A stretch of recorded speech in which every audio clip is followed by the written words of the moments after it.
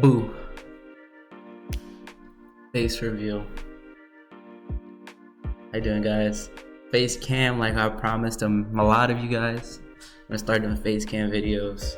So yeah, this is how it look like. Economics in the flesh. But we're not here for that. Creatine.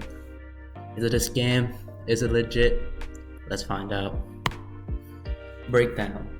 So creatine is produced throughout the body. Everybody produces about 1 to 2 grams of creatine. And we also get it from food, red meats like beef or salmon. Like fatty fish like salmon, So if we already make it, if we already eat it, why should we supplement it? We don't make enough. We only make like 1 to 2 grams. And in order to get enough creatine from foods for it to have a benefit, you'll be sitting down eating like pounds and pounds of food. So it's not indicative of your time versus you could just scoop it, put it in a cup, drink it, boom, done. And not only that, but it's like the most researched supplement that gym goers use. So there's a lot of data that suggests it works. Not a lot of side effects, as we'll get into. And now let's move on to how does it work.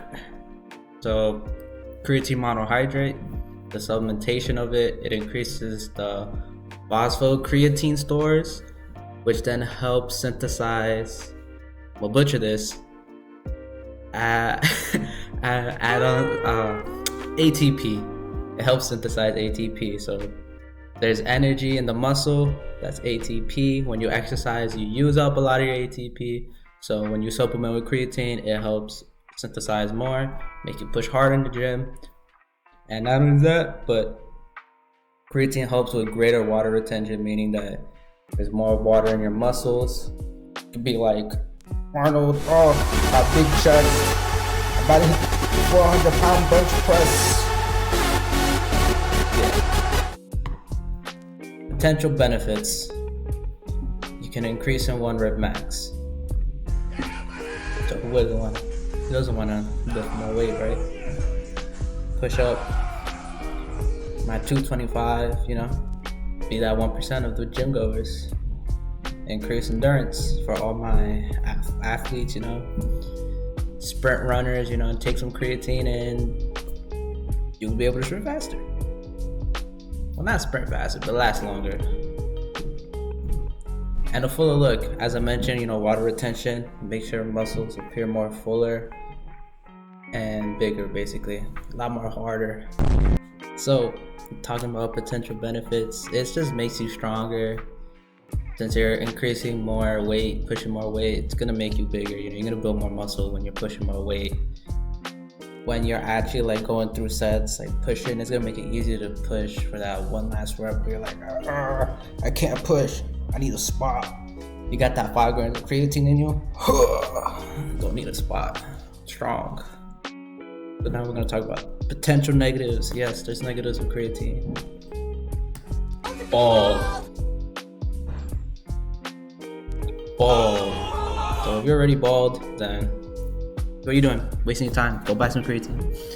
But no, some studies say that you could be bald. Not all of them. It's a potential risk. If you take creatine, you probably won't go bald. Not gonna be the reason why you're bald. You're not gonna take creatine, then your hair fall out. Doesn't make sense. 2 main ways. There's 2 main ways. Loading phase, where you take 20 grams for a whole week, and then at the end of the week you start going 5 grams.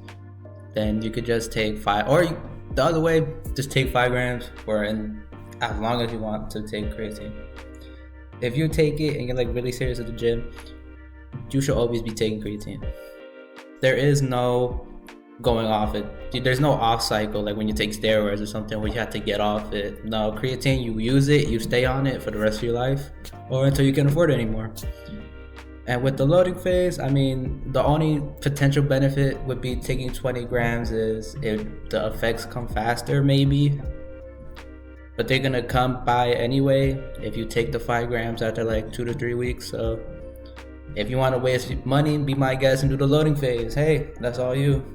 But for you poor people or you economic people, I don't know, I'd say the 5 grams and you'll be fine.